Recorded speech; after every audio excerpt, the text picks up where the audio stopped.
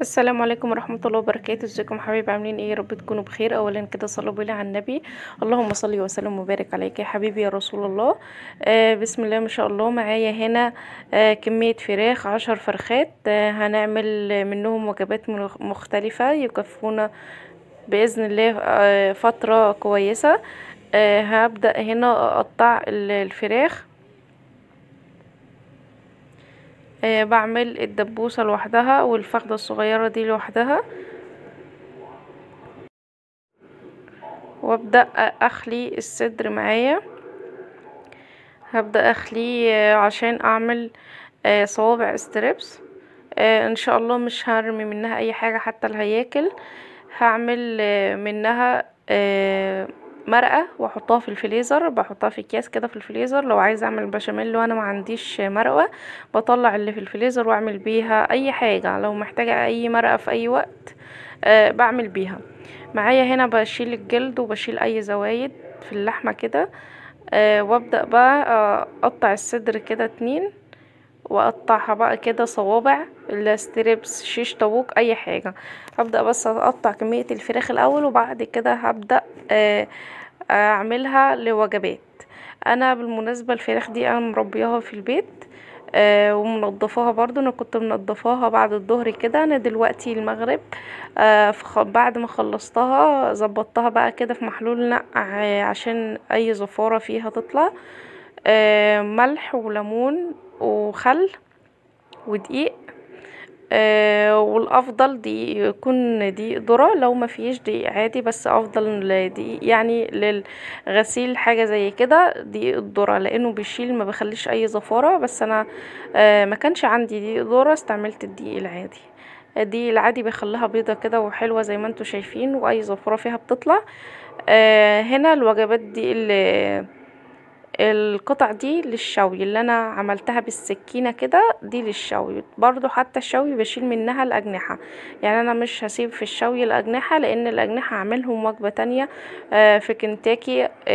هعملهم بقى ايه مع الدبابيس وكده. فهبدأ بقى حتى برضو الصدر بتاع الشوي مش هسيبه كله. هعمل منه اشف منه كده قطعة للبانيه. فهعمل قطعة واحدة بس مش كبيرة يعني. هي واحدة بس قطعة زي اللي احنا بنبقى كأنك خالية الصدر وبتشفي البانيه، هي واحدة بس. ببدأ بقى اعملها بالسكينة كده عشان ساعة التتبيلة الأنسجة تدخل فيها التتبيلة كلها.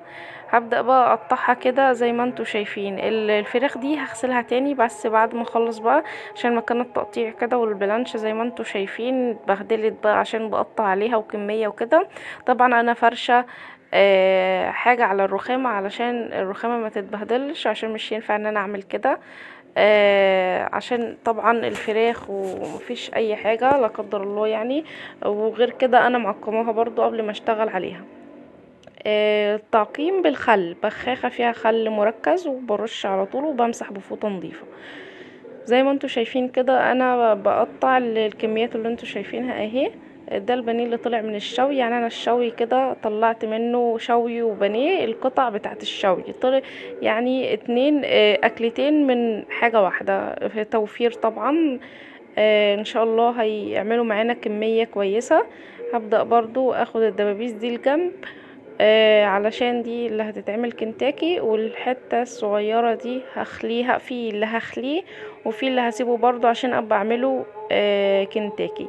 هخلي الدبابيس لو خلق الفخاد هخليها واعملها للشيش طاووق، لانها بتبقى جميلة قوي في الشيش طاووق، بتبقى طرية وحلوة احسن من الصدر، وفي نفس الوقت بتستوي بسرعة. معايا هنا خلاص. يعني كان فاضل 5 فرخات، دي الرابعة اللي انا بعمل فيها. دي الخامسة اللي انا كنت بقطع فيها لان فاضل 5. ان شاء الله يعملوا معانا كمية حلوة ونوفر. طبعا انت مش هندننا ناكل طول الشهر فراخ، وبتختلف من شخص للتاني. انت عدد افراد بيتك قد ايه وبتعملي قد ايه. انا كده بقى خلاص يعني قربت اخلص اهو. يا رب الفيديو يعجبكم. انا تتابعوني ان شاء الله. لو اول مرة تشرفيني باشتراكك كانوا في قناة لقمة هنية دنيا هشام. هتشوفي معايا اجمل الوصفات. ما شاء الله كده خلصت كام وجبة، 4 مشوي و4 بانيه و4 كنتاكي و2 شيش طاووق. يا رب الفيديو يعجبكم. مع